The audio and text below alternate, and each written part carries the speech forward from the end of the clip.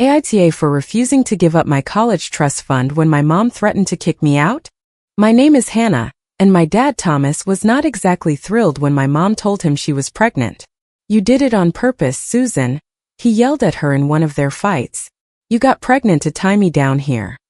I have heard that story told by my mom so many times that I can almost see it as if it were happening right in front of me. Even though I was too young to remember it, Mom always said that Dad lived without a care in the world, that he did not take life seriously, that he was not cut out to be a family man. She said he preferred to spend his paycheck on whatever he wanted instead of saving for the future. Their arguments echoed in our modest suburban home for 4 whole years after I was born. Sometimes it was about money, sometimes about the nights Dad spent away, sometimes about me. It seemed like anything became a reason for another fight. When I turned 5, they made it official and got divorced. Dad did not stick around to see how we were doing. He simply disappeared without saying goodbye, without saying where he was going, without leaving an address, or a single dollar of child support. It was as if he had never existed, except for the hole he left in our lives and the resentment growing in my mom. Your father is nothing but a selfish coward, she would tell me when I asked about him. A real man does not abandon his daughter. Every time his name came up, her gaze would harden. Over time I learned to stop asking. The only real connection I had left with my dad's family was my grandmother Eleanor. I knew I had an Aunt Lydia, but she was more of a name in adult conversations than a presence in my life. Mom and she could not stand each other. Grandmother Eleanor blamed my mom for the failure of the marriage. She said she had pushed him to the edge with her constant complaints about money and responsibility. My mom, for her part, could not be in the same room with her without getting tense. When the weekend for my visits arrived, Mom would drive me to my grandmother's house, leave me at the door, and drive away without going in. She would not even say hello, as if crossing that threshold burned her. But as soon as I walked in, everything changed. My grandmother Eleanor would hug me tightly, one of those hugs that make you feel at peace, and shower me with affection. She would tell me stories about my dad when he was young. She would patiently stroke my hair and smile softly. You look so much like your dad, Hannah, she would tell me. You have his eyes, his smile, even that little dimple on your cheek when you laugh. Those weekends were my refuge. Her house smelled of freshly brewed coffee and homemade cookies.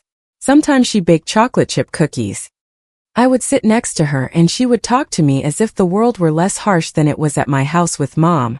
3 years went by like this, with weekend visits full of stories, warmth, and a tranquility that I could not find anywhere else. When I turned 8, I already had a weekday routine with my mom, still burdened with bitterness toward my dad, and weekends with my grandmother, who never stopped hoping he would return. But everything changed. One rainy Tuesday in October, Mom got a call. I saw the color drain from her face. Put on your sweater, Hannah, she told me with a voice too low to be normal. Your grandmother Eleanor wants to see both of us. She says it is important. The drive to her house felt different. Usually Mom would just drop me off and leave quickly. That day she parked the car and walked with me to the door. Something was wrong. You could feel it in the silence, in the way Mom gripped the steering wheel and then clutched her purse with the keys.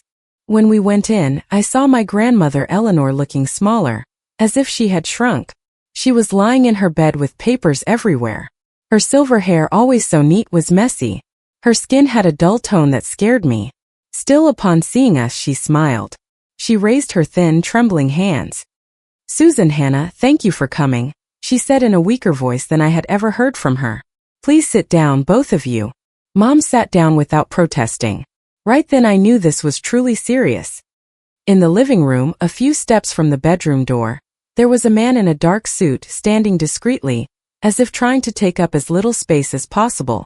I am Attorney Whitaker, he said calmly. My grandmother took a deep breath. I need to talk about something important, she explained, looking first at me and then at my mom.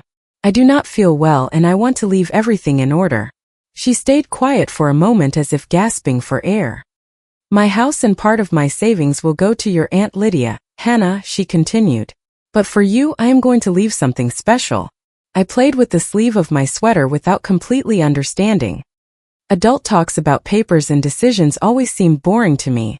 But by the way Mom was so stiff, I knew I had to pay attention. I am setting up an educational trust fund for Hannah, my grandmother Eleanor said, and her voice grew a little firmer, as if talking about it kept her going. It will be protected and designated for her studies so that no one can touch it on a whim. When the time comes, it will help her move forward without depending on anyone. Attorney Whitaker took a step forward and held up some documents. The conditions are very clear, he said. While Hannah is a minor, this fund remains safeguarded. It will be managed under precise rules, meant for her studies and expenses directly related to them. And when Hannah turns 18, she will have complete control of the trust. As soon as he said that, I noticed the change in my mom. She straightened her back. Her eyes widened slightly and her hands, which were always restless, lay still in her lap. I was not thinking about college. At 8 years old, my world was much smaller. I was worried about a spelling test and whether Jessica Carter was going to invite me to her birthday party. My grandmother took my mom's hand, and for the first time, Mom did not pull away. I want my granddaughter to have opportunities no matter what happens, my grandmother said. She did not mention my dad, but his absence felt like a heavy weight among the three of us. They signed papers, talked about dates. I only understood that my grandmother was sick and that she loved me. Before we left, she discreetly slipped a caramel candy into my pocket. She winked at me just like when I was younger. On the way back home, Mom and I rode in silence. But that silence was not tense like always. It was strange, almost peaceful. When we arrived, Mom looked at me sideways with something resembling a smile. Well, she said with a voice that did not sound bitter for the first time in a long time. It seems at least one person from your father's family turned out decent. I did not understand the importance of that day until years later. At 8, the only thing I knew was that my grandmother Eleanor had done something good for me and that, for once, my mom was not angry about it. My grandmother died a few weeks later. The wake was small and quiet. I looked at the people and felt that the world had grown colder. I saw my mom quickly wipe away her tears, as if she did not want anyone to notice. With my grandmother gone, I felt the last bridge to my dad's side of the family had collapsed. Life went on as usual. 2 years later, Mom started dating a man named Robert. He seemed like a good person. He had a good job at a local bank. He drove a nice car, and every time he came over, he brought me a little gift. A notebook, a keychain, a small box of chocolates. Mom smiled more when he was around. I had not seen her smile like that in years. Over time, Robert became part of the house. First as a frequent visitor, then as someone who was just always there even when unannounced. Then they decided to get married. I was 10 years old and the idea of having a complete family again gave me hope. But the big news came later. Robert has a daughter your age, Mom told me. Her name is Vanessa. She is going to come live with us. I jumped with excitement. In my head, images appeared of shared secrets, late-night chats, of having someone to play with without having to wait for school. After years of being an only child in a broken home, the idea of having a sister seemed like a dream. The day they moved in, I had prepared the bedroom. I put up a welcome sign, arranged some of my favorite books, and set out toys to share. Vanessa walked in, looked at everything, and puckered her lips. Dad, can I have my own room? She asked without lowering her voice. Then she looked at me as if I were in the way. I do not want to share with her. She is not even my sister. That was just the beginning. In a few days, Vanessa took over my mom's attention.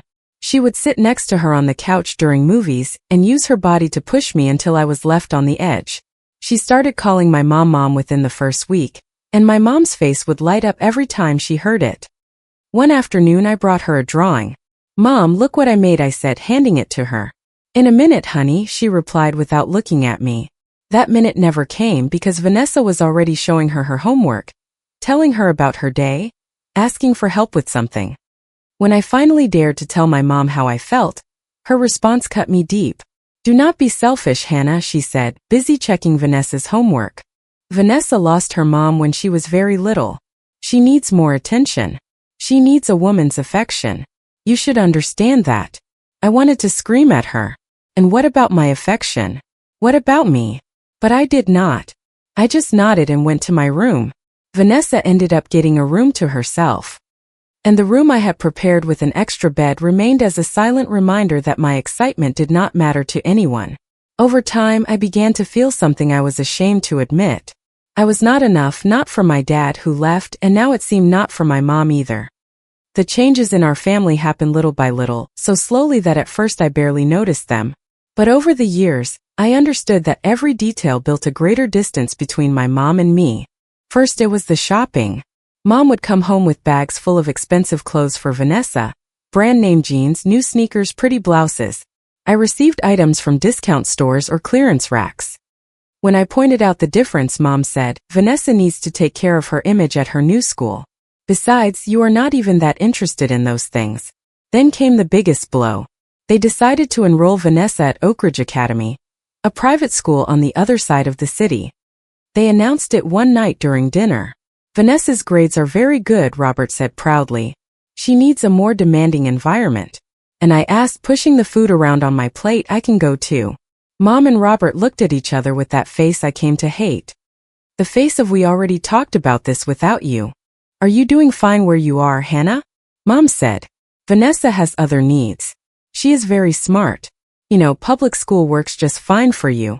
That night I cried until I had no tears left, but something shifted inside me. Over the years, I stopped competing for my mom's attention. I stopped showing her my grades. I stopped telling her about my achievements. I stopped waiting for her to finally notice me. By the time I was 15, I understood my place in that house. I focused on studying not for them but for me. I joined the debate team, participated in science fairs, got straight A's. My teachers wrote comments that made me feel like I was actually worth something somewhere. "Excellent analysis, Hannah. Outstanding work.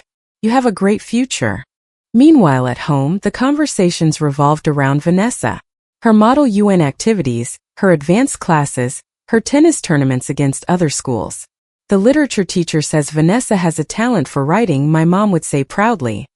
"And she gets good grades without even trying," Robert would add, as if he were talking about someone truly special. I would eat in silence, thinking about how I had just won a regional science competition or how my debate coach wanted me to lead the team next year. I did not say anything. What was the point? My accomplishments at a public high school did not seem important to them compared to the recognition from Oak Ridge Academy. Sometimes the old pain returned, like when they went to all of Vanessa's tennis matches but could not make it to the debate finals I had been preparing for months. I learned to swallow that feeling and focus on what I could control. I had my goals, and thanks to my grandmother Eleanor's foresight, I also had a future that did not depend on anyone else. My senior year of high school flew by amidst college applications, letters, and essays. One night I was sitting at my desk with brochures and papers scattered around. My grades opened doors for me. I was especially excited about getting into Metropolitan State University, City Campus, with an academic excellence scholarship and a living stipend because of my GPA. Miss Stevens, the counselor, told me one day, "With your educational trust fund, you could go to a private university if you wanted to." I shook my head. "I want to be smart with that money," I told her. "If I get a scholarship and study at a public university, I can save it for later. Maybe for a master's degree, courses, or to support myself comfortably if a semester gets tough." She smiled, always thinking ahead, Hannah. 2 weeks before my 18th birthday, my mom called me to the living room. "We need to talk," she said in a formal voice. When I went downstairs, I found them sitting as if waiting for a serious discussion. Mom on the couch, nervous. Robert looking serious. Vanessa beside him, avoiding eye contact with me. "Sit down," Mom asked, patting the stool in front of her. I sat down and felt my stomach knot. "As you know," Mom began, "Vanessa is also graduating this year. We have been looking at colleges. I got accepted to a prestigious private university," Vanessa finally said, looking at me. "It is my dream." "Oh, congratulations," I replied, not understanding why this was a family meeting. Then Robert chimed in. "The problem is that although Vanessa had a very good education, it was not enough for a full scholarship, and we cannot cover the tuition." Mom leaned toward me as if she wanted me to understand their effort. "We have invested heavily in Oak Ridge Academy, and it was worth it, but this is another level. Between tuition, enrollment, and everything else, we just cannot afford it." I still did not understand, and then Mom blurted out what they really wanted to say. "We were thinking," she started, her voice trembling a bit, "that since you have your grandmother Eleanor's trust fund, you could share it with your sister." Silence fell over everyone. I looked at her, expecting her to smile and say it was a joke. She did not. Share my trust fund, I repeated slowly. The one my grandmother left specifically for me. You are going to have a scholarship, Vanessa said, as if that solved everything. You do not need that money. We are family. Family helps each other, my mom added, lowering her voice as if that phrase alone were an argument. I felt a punch to my gut. That trust fund was my security, my plan, my grandmother's last gift. And they were asking me to give it to Vanessa. To Vanessa, the same girl who from day one had made it clear that I was not her real sister, the same one who received everything while I got used to receiving the leftovers. No, I said. The word slipped out before I could stop it. No, that is not going to happen. Mom frowned. What do you mean, no? I mean, no. My grandmother left that money to me. It is mine and I am going to use it for my future. Robert's face turned red. Do you hear how she sounds? He told my mom. Selfish. Exactly what I have told you for years. I could not help but let out a bitter laugh. Selfish. Now that is funny. Watch your tone, Robert warned me. You have always been jealous of Vanessa, he continued. Always wanting to compete. And now you are taking your revenge, denying her an opportunity. I stood there looking at him. Jealous of what? I replied, my voice shaking with anger. That you guys have given her everything and treated me like I was just in the way? Besides, if she really is as brilliant as you say, why did she not get a scholarship like me? Vanessa's face crumbled. Her eyes filled with tears. She jumped up and ran to her room. The slamming door echoed throughout the house. My mom stood up too, slowly but with a frightening calmness. How dare you? She said quietly. How dare you be so unkind? Unkind? I stood up. My hands were shaking. You are the ones who want to take away what my grandmother left me. Mom's face hardened. Hannah, think about it carefully, she said, and her voice grew colder. It is not just money, it is your sister, it is family. What kind of daughter refuses to help when she can? I cannot help the way you are asking me to, I replied, fighting the tremor in my throat. And even if I could, it is not my responsibility to pay for what you guys decided. She clenched her jaw. Then listen closely. You have 2 weeks until your birthday to change your mind.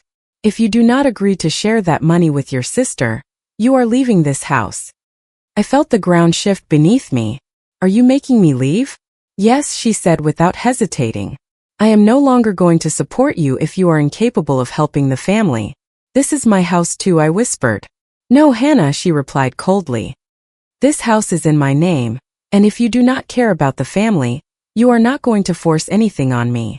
I looked at her and understood it clearly. Once again, she was choosing Vanessa. I cannot believe it, I said, my throat tight. You are choosing her again.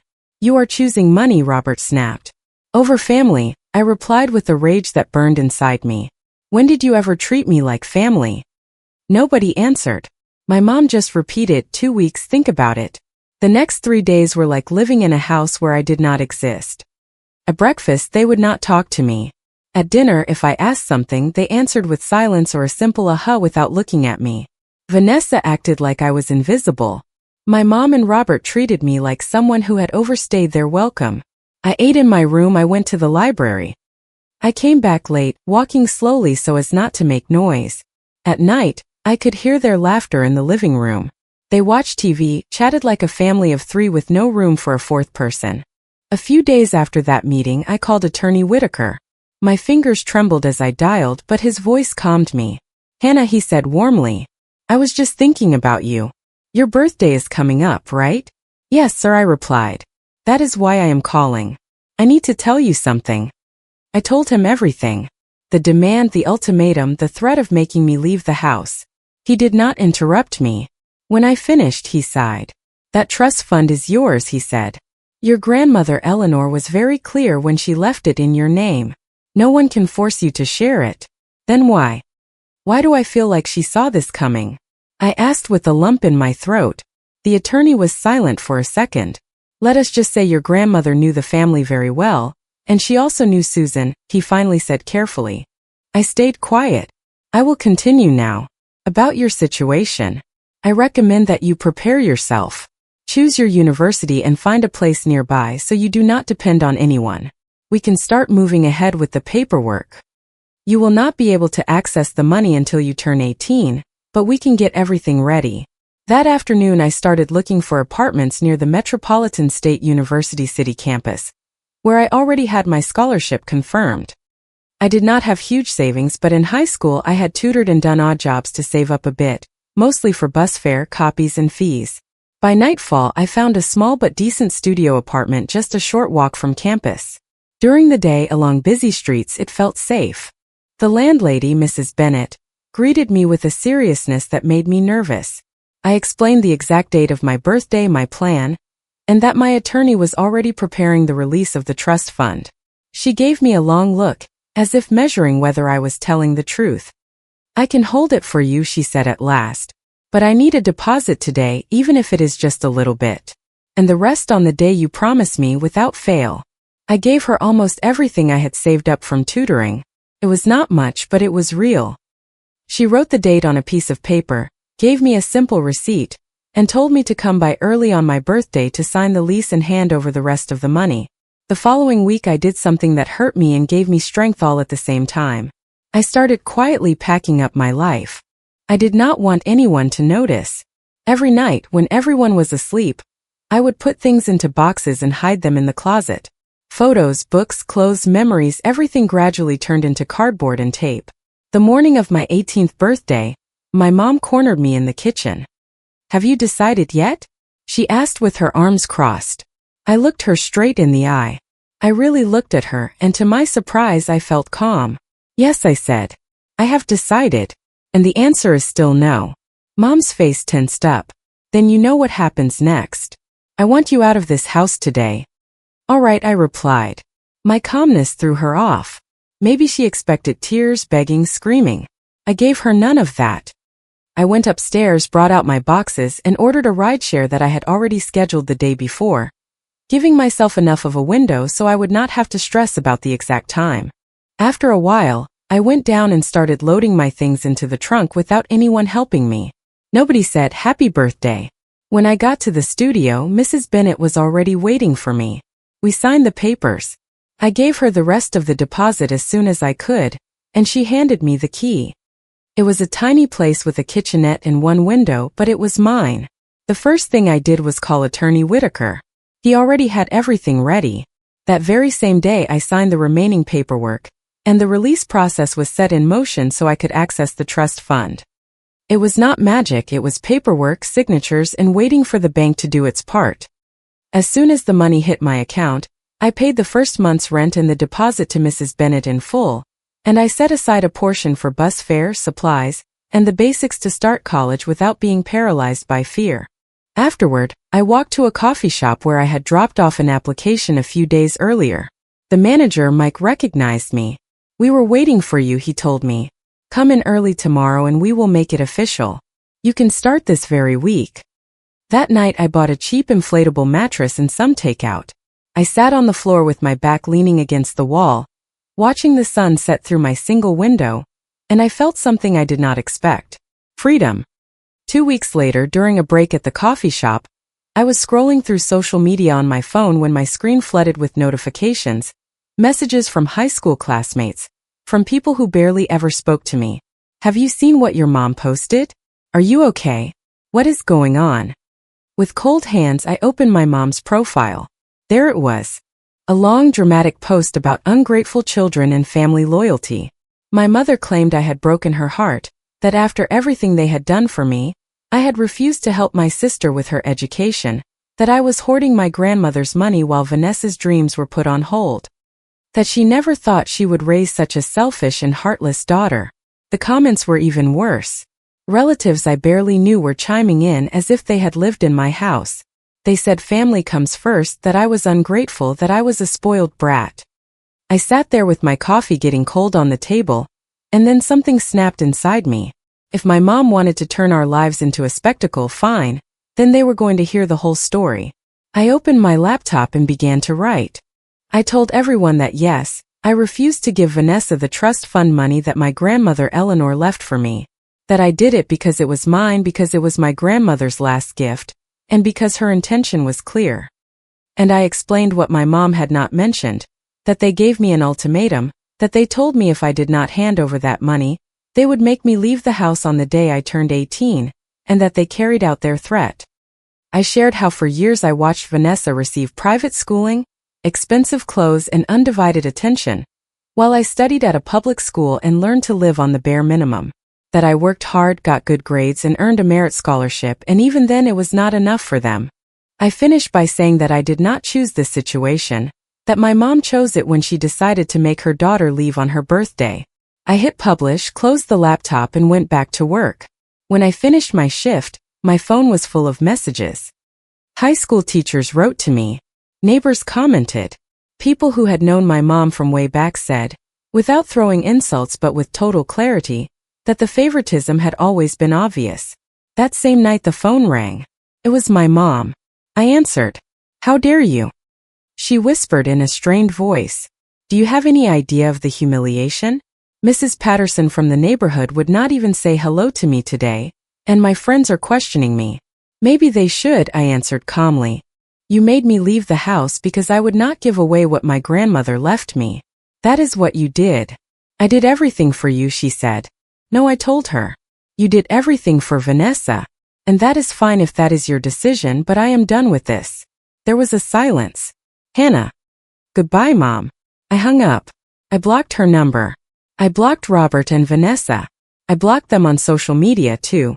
It was easier than I thought, like letting go of something that had weighed me down for years. Now I am in my first semester at Metropolitan State University, City Campus, studying business administration. My studio feels more like home every day. It is not big, but it is peaceful, and no one makes me feel like I am in the way. Sometimes I think about them, about my mom, about Robert, about Vanessa, but less and less often. The photo of my grandmother Eleanor is on my desk. There are days when I look at it and I feel that she is looking at me with pride. She somehow knew that I was going to need that money not just to study, but to open a door for myself. She gave me the means to choose my own path, and I will never forget that. Yeah. Comment. I hope this story touched you as much as it touched me. One of the things that really stood out to me is the importance of protecting your self-respect and setting healthy boundaries. Sometimes choosing your own peace is the bravest and most necessary decision you can make. Taking responsibility for your own future shows true strength and maturity. Real healing often begins when we stop accepting situations that repeatedly hurt us. Remember that genuine kindness should always include being kind to yourself. You never have to sacrifice your well-being just to keep other people comfortable. Valuing yourself is not selfish. It is essential. I hope this encourages you to reflect on your own life and create more space for calm and happiness. Let me know in the comments what this story made you think about or how you are protecting your peace. If you liked it, don't forget to leave a comment and support the channel by subscribing. See you in the upcoming stories.